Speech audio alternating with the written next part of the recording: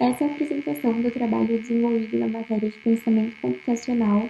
O grupo é composto por mim, Maria Clara, pela Maria Júlia e pela Cecília, e nele a gente desenvolveu um projeto utilizando a biblioteca QR Code e a biblioteca Tkinter para interface. E nós separamos em 3 etapas para o desenvolvimento. A primeira, do desenvolvimento da lógica utilizada, depois a integração com a interface para a exibição das informações e, por último, a utilização do projeto. Eu vou começar rodando o projeto e fazendo os testes, depois a gente vai explicando o que foi feito em cada parte. Ao abrir, vem primeiro essa tela inicial, eu separei o URL e o Wi-Fi também, que ele detecta para gerar o QR Code. Vou pegar aqui a URL do portal da Unimar para testar. Aí aqui ele gera o QR Code. E ao fazer a leitura, aparece aqui para abrir o portal. Vou testar com outro, também vou colocar aqui o da Alura.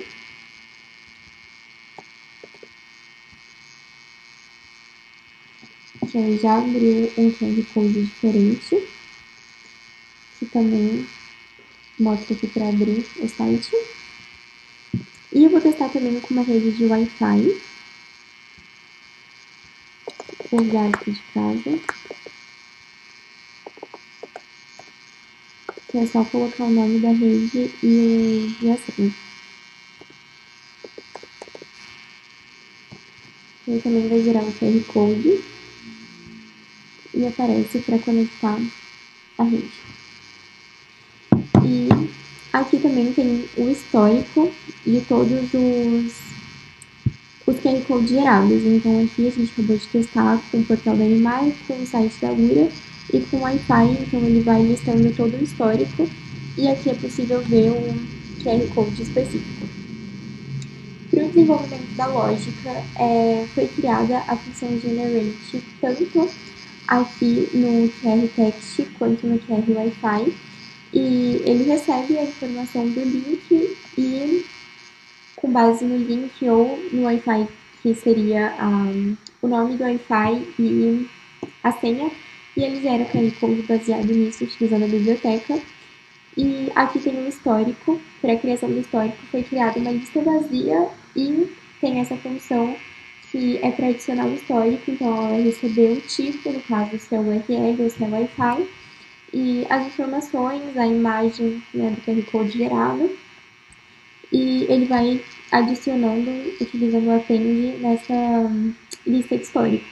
Então, essa função de adicionar o histórico ela é chamada nas funções generate, e aí ao clicar nela vai já adicionando ao histórico listando tudo. Essa foi a parte principal da lógica e agora eu vou passar para Maria Júlia, em que ela vai explicar um pouquinho sobre a integração com a exibição da interface. Olá, meu nome é Maria Júlia. Eu vou falar um pouco para vocês sobre a parte visual do nosso projeto, a parte front-end. Para isso, nós utilizamos a biblioteca Tkinter, Custom Tkinter, que é uma biblioteca que nós vimos que se adaptou melhor ao nosso projeto, por ela ser mais interativa e ter mais funções. Bom, começando a falar um pouco agora sobre o código. Nós importamos ela e colocamos a sigla de CTK, uma abreviação. Começamos criando a root, que foi a criação da página, o título e colocamos a altura e largura que queríamos. Aqui é um pouco da parte de estilo, mas a Cecília vai falar um pouco melhor disso para vocês depois. E, bom, essa parte em específico, todo esse código é isso daqui que tem no nosso projeto, a página principal. Digamos que essa é a parte pai do nosso projeto, porque aqui, logo abaixo, nós vemos que tem o Create Card, né? Que é para os ambos que estão aparecendo, que são os 2 botões que temos aqui, que é o card da URL e o card da internet. E aí, no momento que nós apertamos nele, veja que aqui nós temos a função de cada um deles. Vou levar vocês para outra parte do código agora. Ó, é o mesmo nome, nós linkamos ele, e você vê que nós não criamos outra função, nós só colocamos o nome do parâmetro, e aí colocamos a altura, a largura e configuramos. Então, no momento que eles apertassem nesse, faria com que eles sempre estivessem ligados a essa página em específico. Por isso que eles nunca vão se desvincular. No momento que eu apertasse um URL, por exemplo, abriria outra página. Não seria na mesma, porém elas ainda estão interligadas. Bom, falando agora um pouco sobre a função deles. Dentro deles, aqui em Generate, que é onde vai gerar, né? Com base, esse em específico que eu peguei foi da URL. Ele vai gerar o QR Code com base no texto, né? Só que o Tkinter, ele não suporta imagem. Então, por isso que nós temos essa linha em específico, porque nós criamos o label fora da função para que nós consigamos fazer com que ela apareça, porque sem ela o Python iria descartar a imagem e aí ela não conseguiria ficar fixa na tela. Isso tem nos dois, porque os dois cards carregam essa função, a função generate. E é isso, o label pack, o ponto pack é sempre para a gente conseguir colocar dentro do que nós queremos que apareça. E a parte da lógica a Maria já falou, e agora a Cecília vai falar um pouco para vocês sobre a parte de estilo que nós temos dentro do nosso projeto. Meu nome é Cecília e eu vou falar mais sobre a estilização do projeto. Bom, para fazer a interface gráfica, a gente utilizou a biblioteca Custom Tkinter, que é uma biblioteca um pouco mais moderna que o Tkinter e nos dá alguns elementos diferentes para trabalhar, como por exemplo o modo claro e o modo escuro, que a gente utilizou na aplicação para, de acordo com o tema que o seu sistema está definido, você ter uma visualização diferente de cores.